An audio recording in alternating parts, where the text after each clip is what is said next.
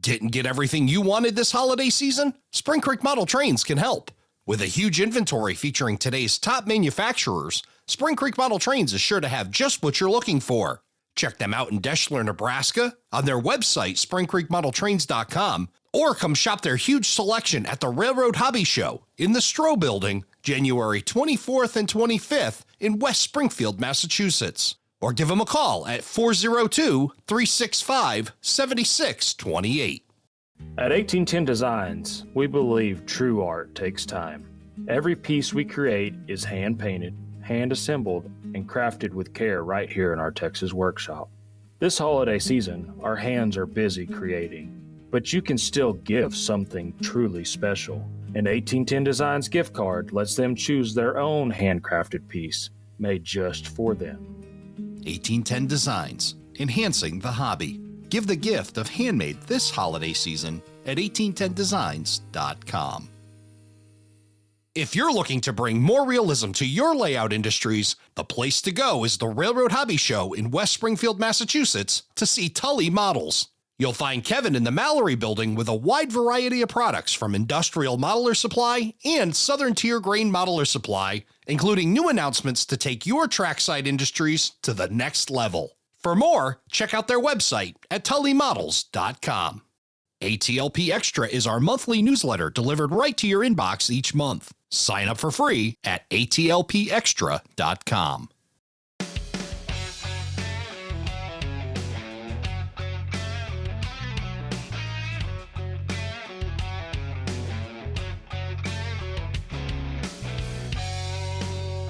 Hello, everybody, and welcome to Around the Layout, where model railroaders come to tell their story. My name is Ray Arnott, so glad you could join us. It's time to find out what's happening in model railroading. On this episode, we're going to be talking to Kevin Tully of Tully Models, home of Southern Tier Grain Modeler Supply and Industrial Modeler Supply. He's going to be telling us about some new products and how you can get a look at them at the biggest train show on the planet. But first, let's find out what's trending in model railroading, and to do that, we turn it over to Mike Zucker at Spring Creek Model Trains. Hi everybody, this is Mike Zucker from Spring Creek Model Trains, and here's what's trending in model railroading. New from Bowser Manufacturing, the all-new HO scale Alco C415. This model is going to come in with DCC ready versions and also with DC and sound versions. The C415s were ordered back in spring of 2024 and will be arriving soon in your favorite model train store. The model will come in many Class 1 railroad paint schemes featuring the Southern Pacific, the SP&S, the Burlington Northern, and the Rock Island, along with several smaller short lines. This will be a new and an exciting model added to the Bowser Manufacturing inventory of locomotives. Be looking out for that here in the near future.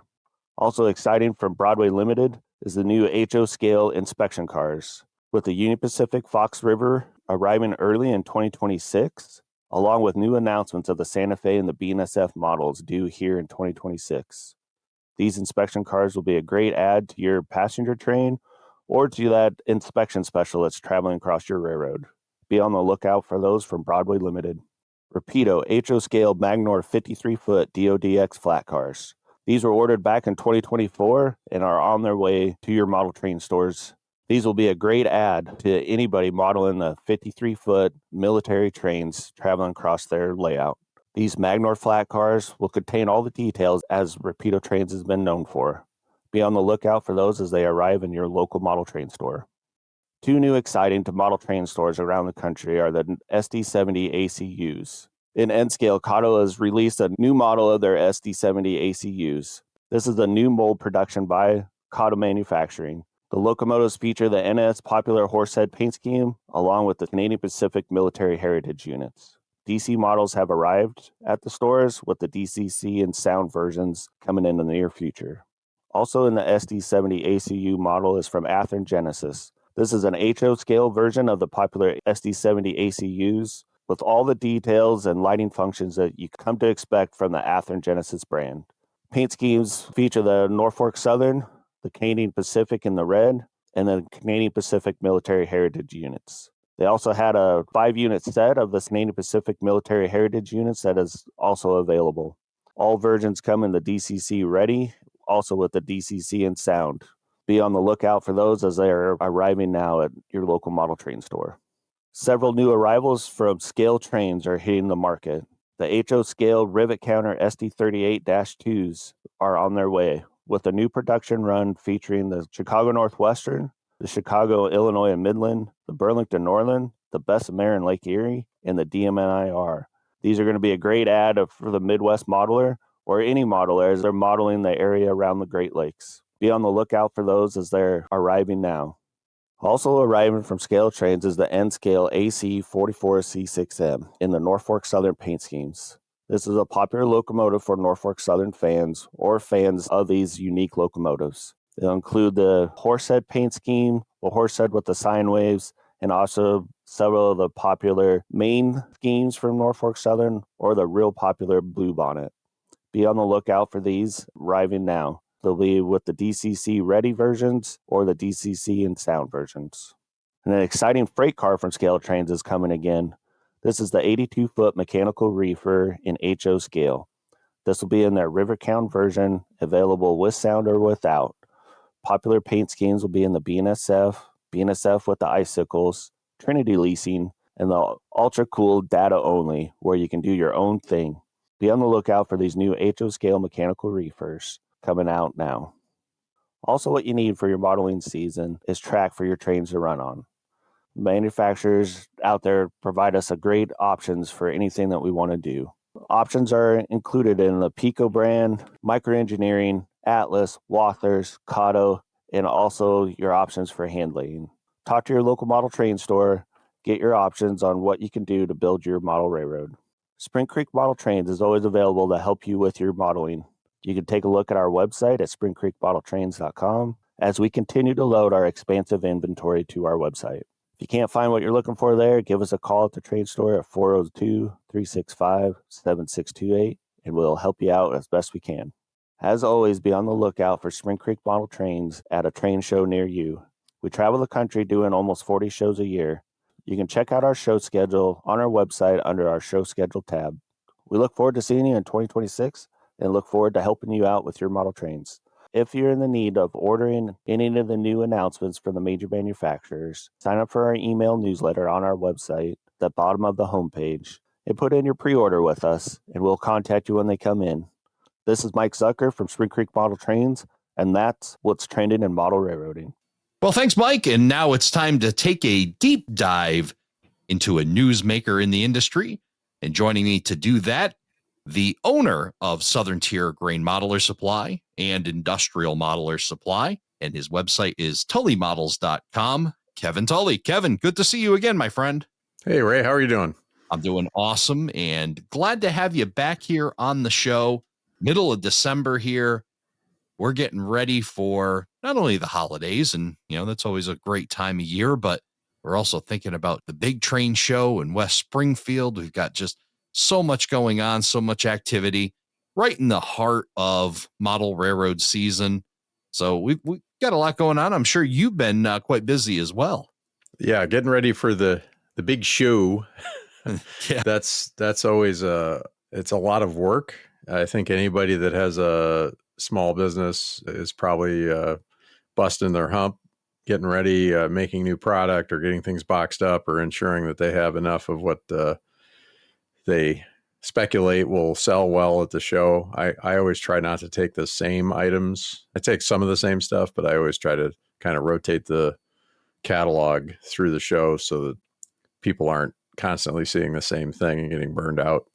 Yeah, for sure. It's great to see new things, but then also be able to have the staples and be able to go there and pick those up as well. And I know that going back a bit here, going back to October, you attended Train Fest, which is another big train show that happened in Milwaukee. Talk a bit about doing Train Fest and in the work and preparation that goes into these train shows. Yeah, I attended that show for the first time as a vendor this year, and I attended with a group of guys that have kind of formed a loosely based co-op called the Craftsman Courtyard, where we kind of band together and solicit a show for a larger area of our displays. It gets us a little better bargain on the table space.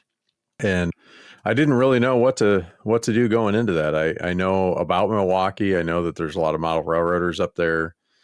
I believe that there's a lot of people that come down from upper Wisconsin and Illinois, and I don't know as guys come as far away as Minnesota, but I figured I would take lots of grain stuff because it's the Midwest still. But it was a good show. A lot of people. I'm not sure what the attendance numbers were. It seemed to be just a steady flow both days. And I got to meet Michelle Kempema out there. And we talked about Tully models coming to the RPM there in Colorado. I'm very convinced that RPM will take off and be the RPM that we all want it to be, very similar to St. Louis, but in the Rocky Mountains. So it was a good show. I had a good time. I think we're going to go back next year. I'm not really sure if I believe the Colorado meet is in October, the October 16th through the 18th. And if it's in too close a proximity to Train Fest, I have to pick one over the other. And I think the RPM will win because I'm not a spring chicken anymore. So I think it'll probably be at least a 2-day drive to get out there for me from Downers Grove, Illinois.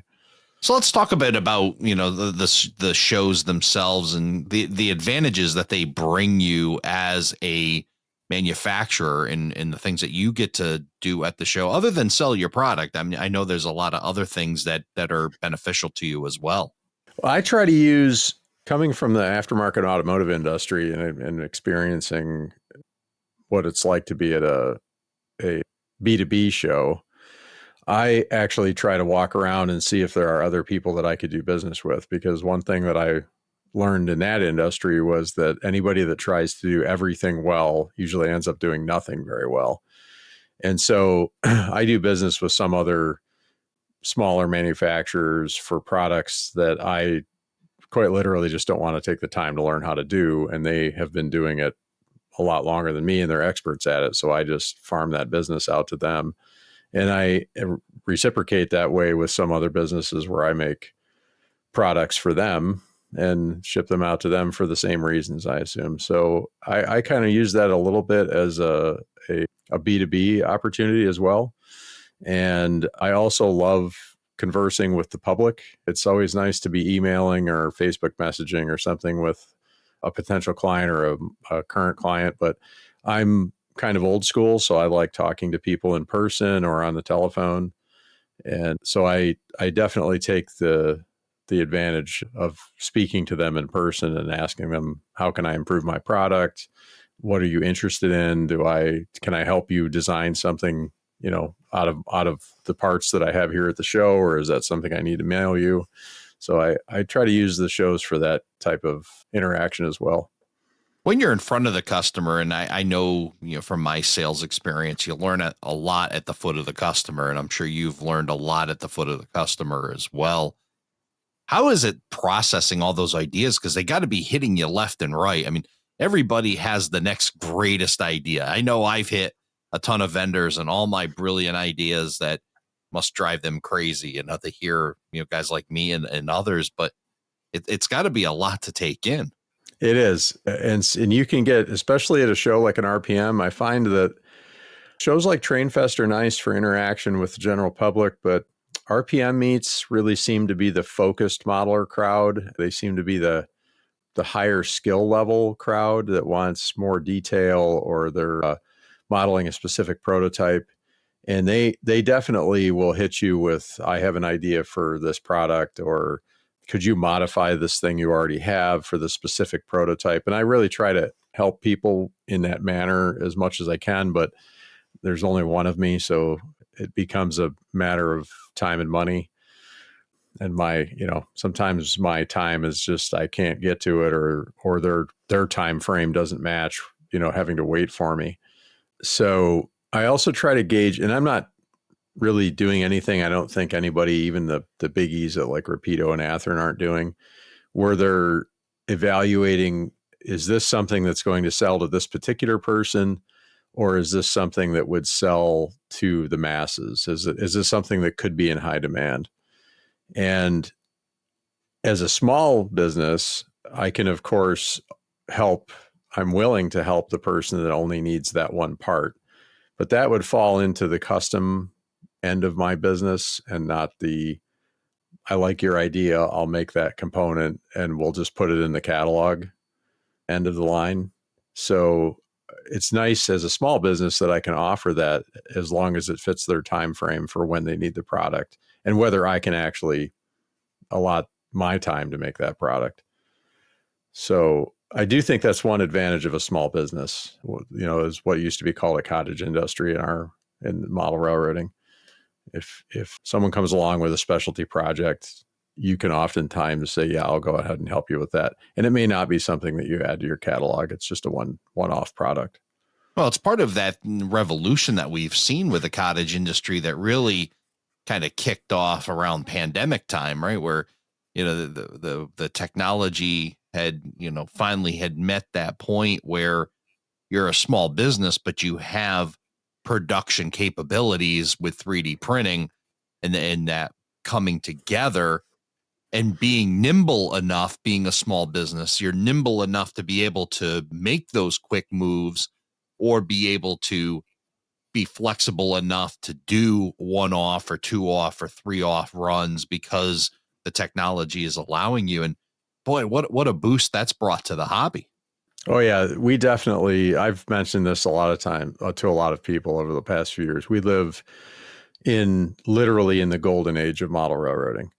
You can virtually have almost anything you want between the 3D printing, the CNC laser cutting. There's people still doing centrifugal casting. I have a guy that I do business with to make the weights for some of my rolling stock that does centrifugal casting, but he also mass produces detail parts. So between all of those, and you've got the gentleman that runs scale signs, if you need something custom there, and there's Matt, Circus City Decals, and there's several other decal makers right now, and that price has come down a lot. I remember ordering decals back in the 80s, and it actually wasn't cheap back then.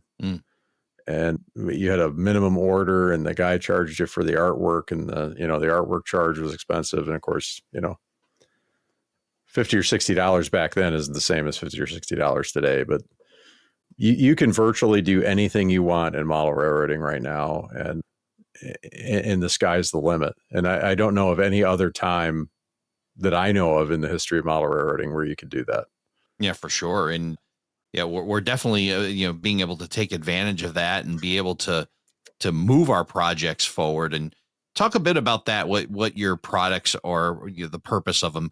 We know you for the Southern Tier Grain Modeler Supply, doing grain and feed mill components and being able to enhance those facilities. And of course, Industrial Modeler Supply, starting with steel mills. And boy, the selection, your catalog just continues to grow and grow and grow. But talk about the products that you offer and how they're able to help the modeler and not necessarily replace all their work either. Yeah, that's never been my goal, to replace someone's need to put a kit together. A lot of my products come as a kit. And I found that there is a difference, I think, in the quality of 3D printed parts when someone tries to print something as a whole instead of dividing it up as a kit.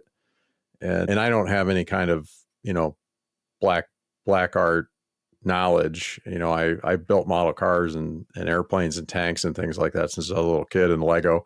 And I just paid attention to how those companies were engineering their kits.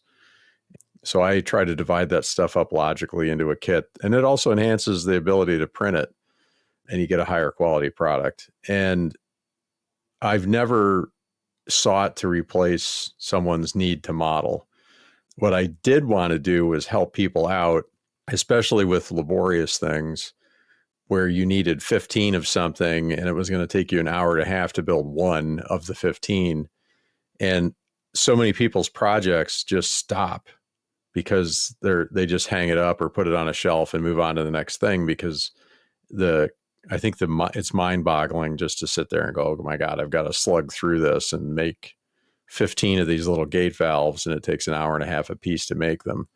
So that type of product, and also the things like, Plastruct made elbows for piping, and lots of people use those. Dean Freitag used those things, by the bag full, but they never had the little, nut bolt washer castings on them. And nobody, frankly, is going to sit there and do that on a bunch of elbows when you're trying to put a pipe on a building or something.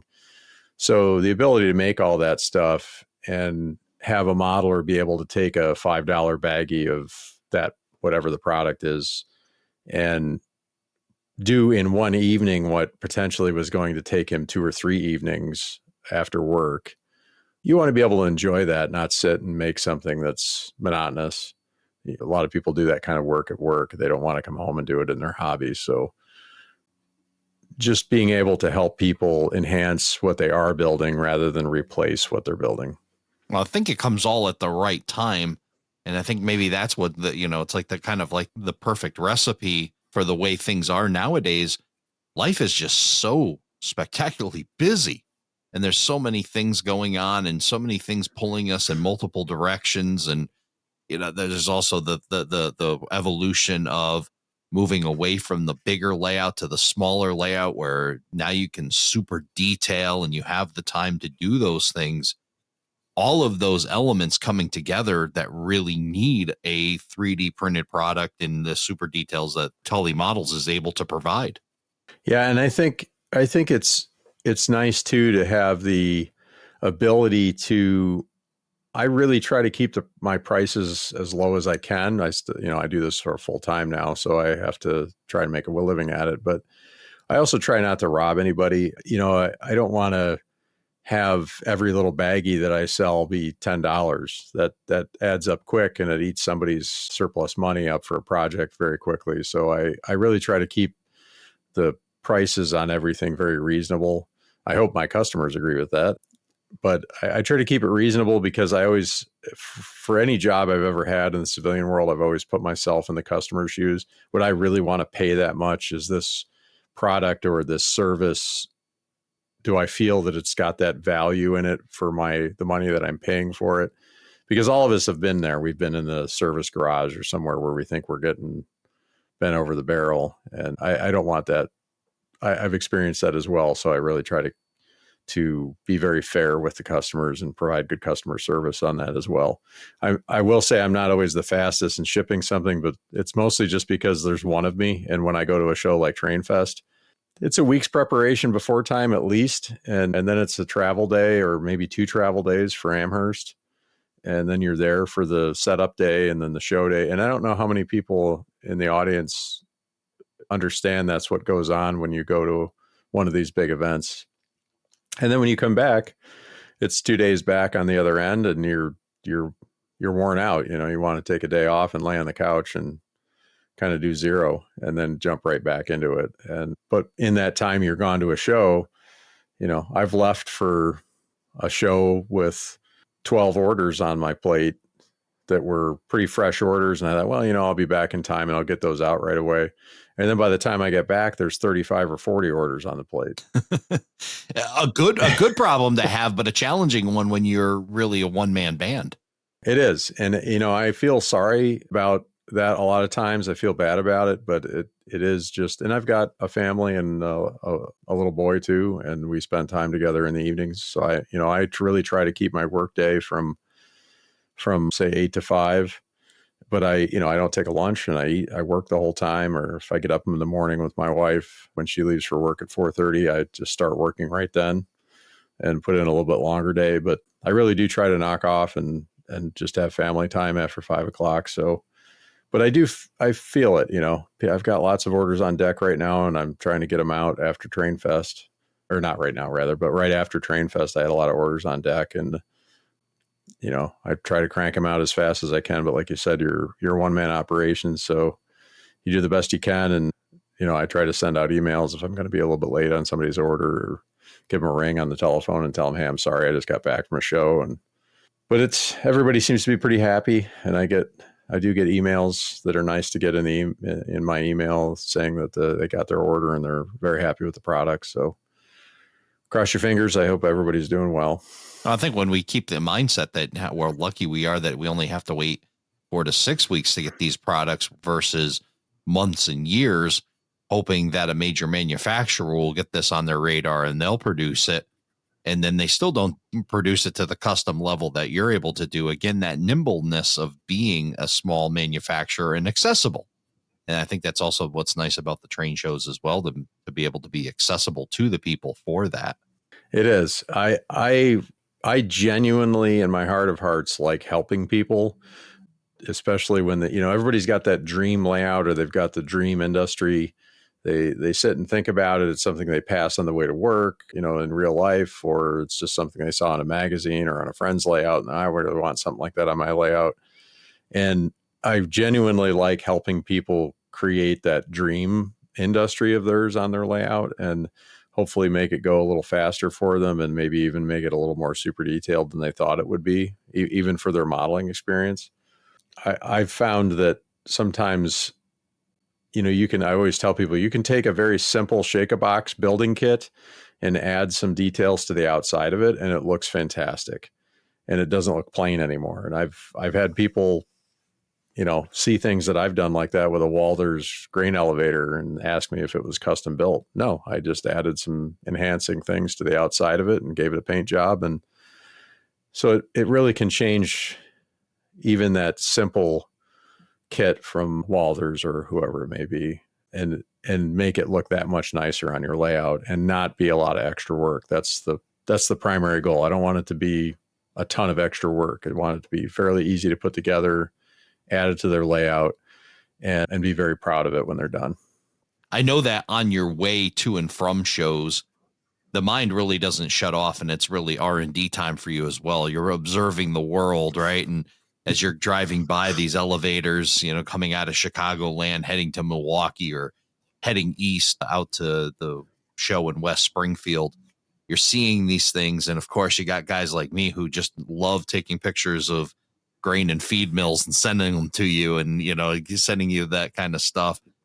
Talk about kind of the selection process when you decide that it's time to do a project. What's the thought process there? How does that your selection criteria work for, okay, that is a project I'm willing to take on?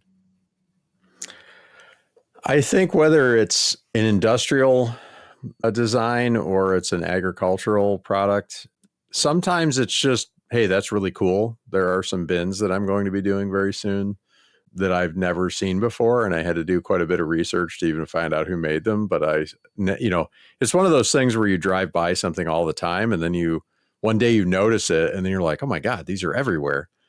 I don't know how I didn't notice these before. Mm-hmm. And that was for these particular bins. And I don't know how many bins I should produce, but I just thought they were cool. And other ones are people will send me something from, Pittsburgh or from Nebraska or wherever. And it may be something I just, it's not off a main highway or off a road I've ever driven on. So it's not like I would ever see it myself, but they send me pictures of it and I'll think, well, I could see that being something that would really sell really well.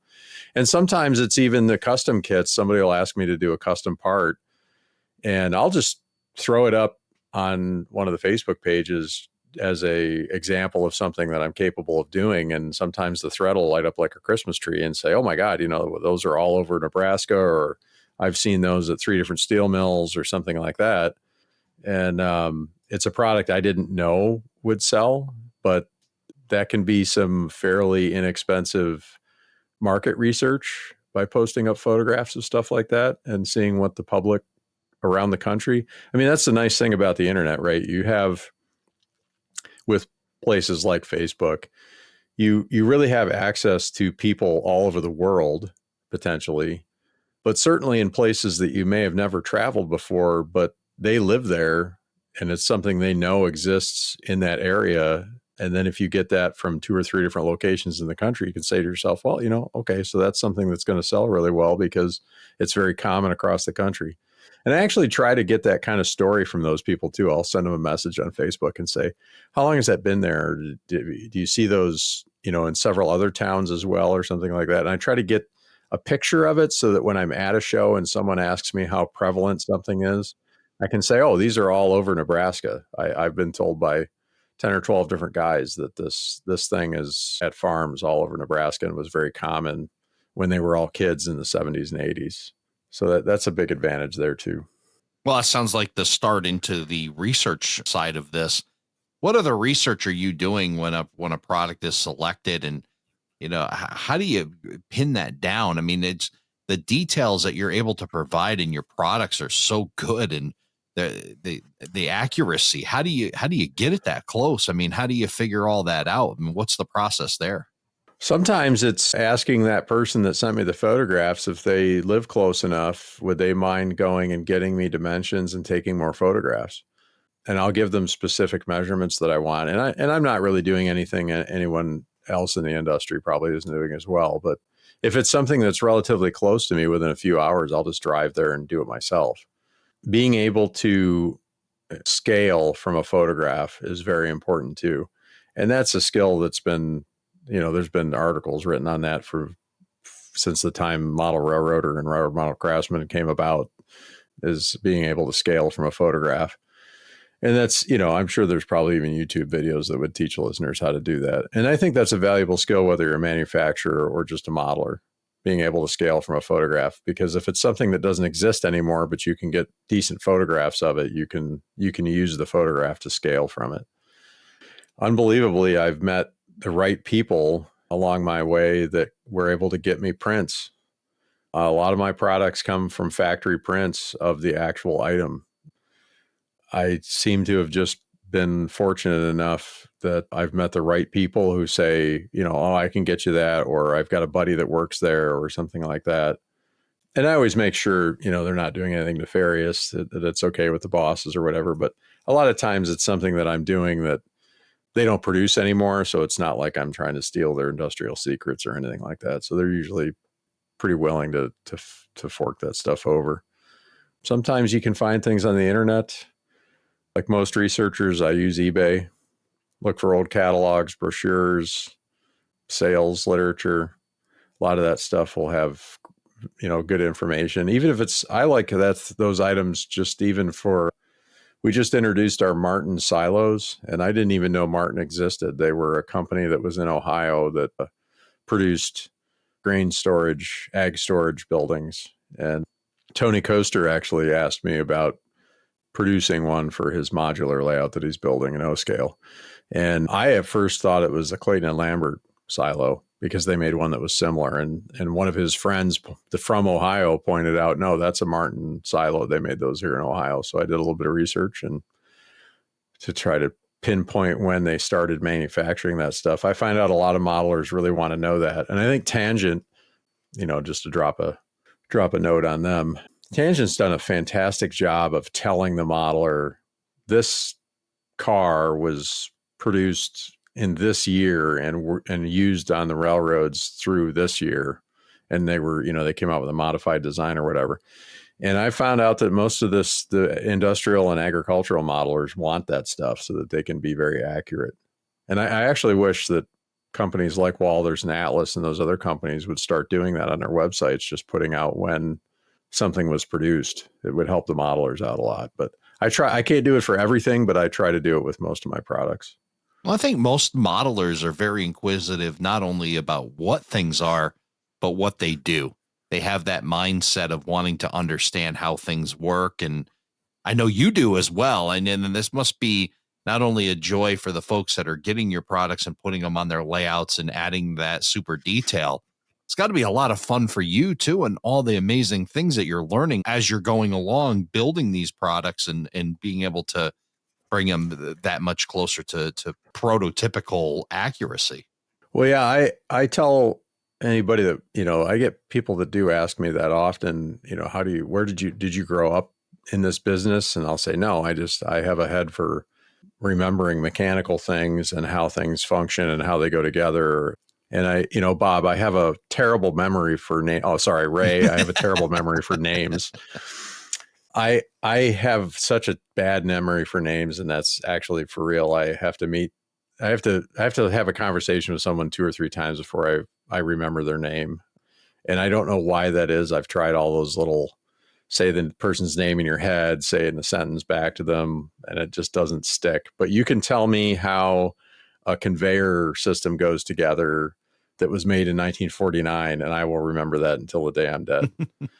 And So, it's just the way my memory works. So it's advantageous for me because of what I'm doing. And I actually really enjoy learning how things function. Or when I started building my byproduct coke plant at the Prairie Scale Model Railroaders in Lombard here, and I started learning how the plant operated, from the coal coming into the plant to all the different products going out of the plant. It was just completely fascinating to me. And I like doing that with the ag systems and the steel mill systems and all the other cement and coking products, all that stuff that I do. I really love learning all of those things. And I've tried to be fairly knowledgeable in that. I'm not an expert on all of it, but I can usually muddle my way through explaining to someone how something works so that they get a working understanding of it if they want to know how it works on their layout. So now we're, like I said, about a month from now, we're going to be in West Springfield, Massachusetts for the big show, what I've been calling the SEMA of model railroading, right?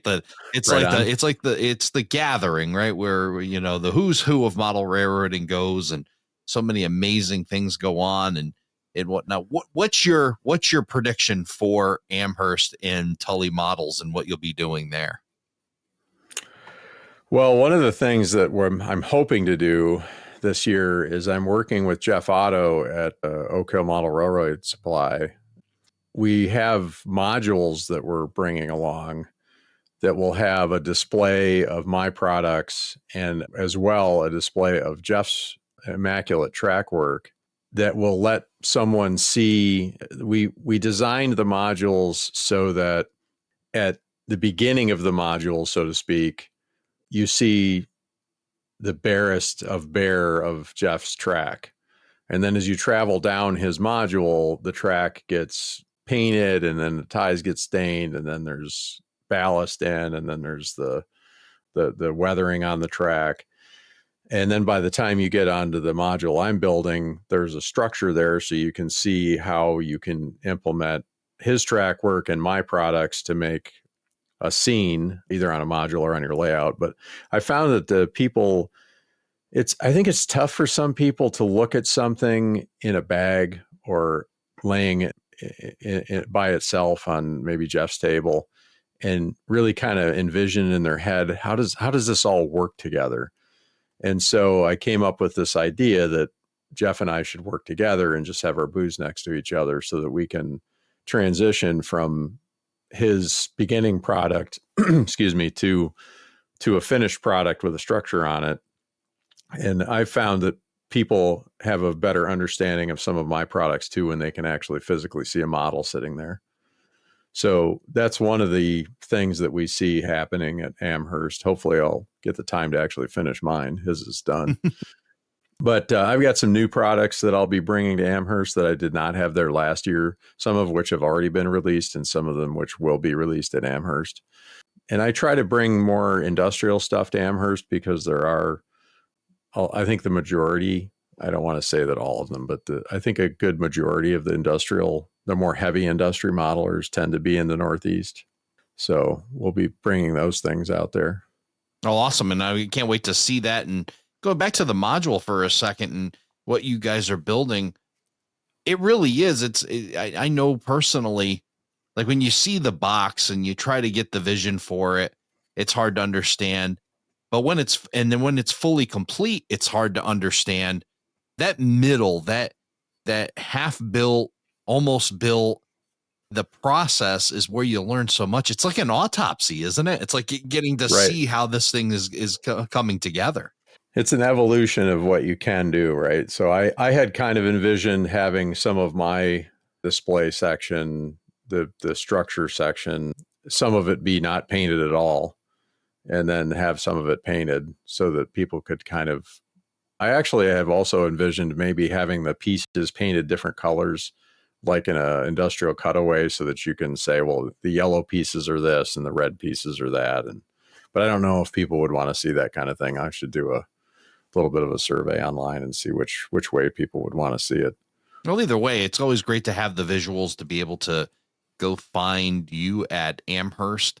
At the time of recording, still a little too early to say exactly where you are, but we're going to be able to find you because Tully Models is one of the participants of this year's ATLP Passport.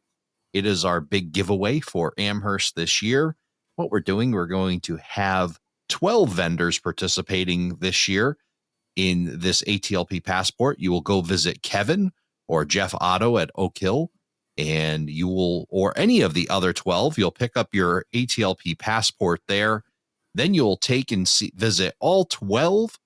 They will have a little of their customs ritual, whether it be sign up for their newsletter or enter into their contest or whatever their customs requirements are to get your stamp. You'll get all 12 stamped. You'll bring them back to the Around the Layout podcast booth, and we will do a drawing on Sunday for 12 awesome prizes donated by those vendors. It's a great way to make sure you get around and you see all the folks like Kevin at Tully Models and get yourself into the winning with Around the Layout podcast. So really looking forward to doing that with you at Amherst. And of course, all the time we get to spend together. It's just so much fun. And like you said, beyond Train, TRAIN show, it really also becomes a trade, TRADE show. And we all get to hang out, spend time together, share ideas. It really is a think tank at times as you get to go around and talk to folks and really get new ideas, not only from the participants in the show, but also from all the other vendors, and find out what's happening in the hobby and be able to share in that camaraderie. I totally agree with that. I very much like the manufacturer community in model railroading.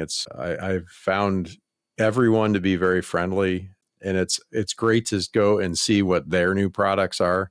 Sometimes you get an idea for something that you could manufacture to go with something that someone else manufactures. It's great to be bouncing ideas like that off of each other all the time. I've really enjoyed the community that the model railroad manufacturers are. Well, it's all kind of in the spirit of model railroading, right? That it doesn't leave whether you're a modeler or a manufacturer. I mean, we're all modelers anyway, but that spirit really does go around the room, and we're able to encapsulate that even in with manufacturers, even competitors. There's no fist fights. At least I've never seen one up there, right? It's all, all getting along. We're all in the same battle, all start, with the same kind of challenges and everything else. So it's really neat to see that the folks getting along and really helping each other.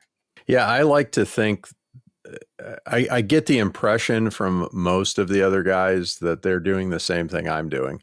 They are not competing with anyone, except the guy in the mirror that's brushing his teeth in the morning.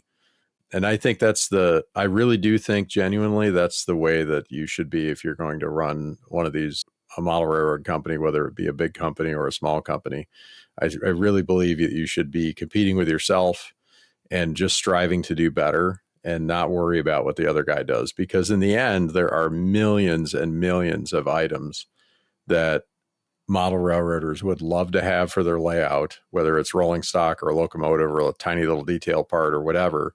And we could all be making a catalog with 10,000 items in it and never step on each other's toes. And everybody would be super happy. And I really do believe that that's the majority of the other manufacturers. They're doing the same thing I am. They're just competing with the guy in the mirror. Yeah, well said. And I think that's the right spirit. And boy, we're just so lucky again to be in the golden era of model railroading with companies like Tully Models, where we can find the things we've been looking for forever and be able to bring that super detail to our layouts and really crank up the realism. Kevin, thank you so much for coming and hanging out with me here, getting us up to speed. Can't wait to see you up at the Big E here in just about a month. Same here, Ray. Merry Christmas.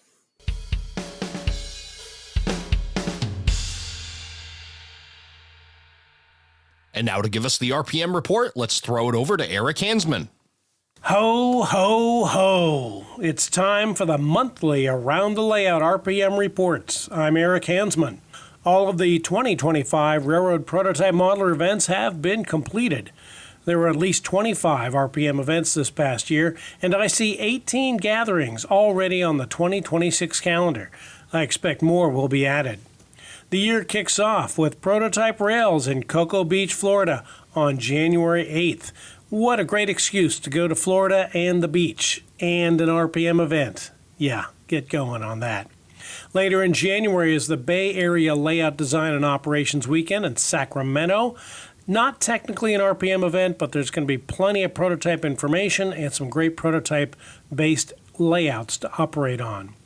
Then in February, you go to Rochester, New York for Rock RPM. It's one of their first RPMs there. And then things warm up a bit in March as 3 different RPMs are on the calendar. For more information and links to upcoming events, check the RPM calendar link at aroundthelayout.com/RPM. I'm Eric Hansmann. I'll be back again next month for another RPM report. Until then, enjoy the holidays and let the prototype be your guide. Well, thank you, Eric, for that report. And now it's time to find out what's happening in ATLP Universe. I want to take a moment to thank all the companies who participated in the December 2025 Operating Crew giveaway earlier this month. During our 5.5-hour marathon live stream, we gave away over $4,200 in prizes to the members of our operating crew.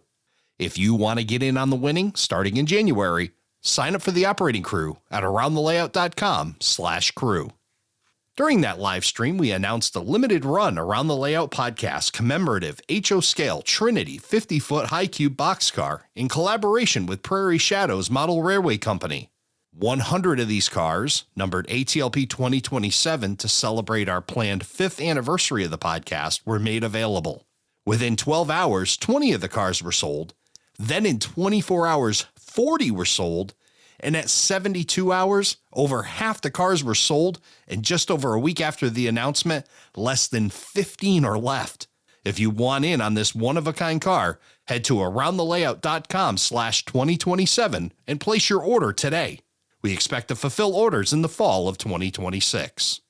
You'll be hearing a lot about it on Around the Layout podcast in the next month, but it is truly the granddaddy of them all. The Railroad Hobby Show is coming and will be there. This year, we've worked with 12 show exhibitors to create the ATLP Passport. This contest gives showgoers a chance to win one of 12 prizes, and what we're calling souvenirs, for visiting all 12 participating exhibitors. You'll start by heading to any one of the 12 exhibitors and picking up your ATLP Passport and your first custom stamp. Collect all 12 stamps and return your completed passport to the Around the Layout podcast booth by 2 p.m. on Sunday. At 3 p.m. on Sunday, we'll hold the drawing to determine the winners. ATLP Passport is brought to you by Spring Creek Model Trains, Prairie Shadows Model Railway Company, Home Shops, Tully Models, Oak Hill Model Railroad Track Supply, Upstate Custom Models, MacRail Products, Logic Rail Technologies, the Colorado Model Railroad Museum, ABR Model Works, Wallace Locomotive Works, and Iowa Scaled Engineering. To learn more about ATLP Passport, head to our website, aroundthelayout.com/passport. To keep up with everything that's happening in ATLP Universe, head to our website, aroundthelayout.com. And that's what's happening in model railroading. On behalf of myself and everybody here at Around the Layout Podcast, have a happy and safe new year. We'll see you in 2026. Thank you for joining us for this episode of Around the Layout. Learn more about today's episode, check out past shows, and much more on our website, aroundthelayout.com. Show your support by becoming an operating crew member at aroundthelayout.com/crew. Follow us on social media, aroundthelayout.com/social. And send us your feedback, aroundthelayout@gmail.com. Thanks for hanging out with us around the layout.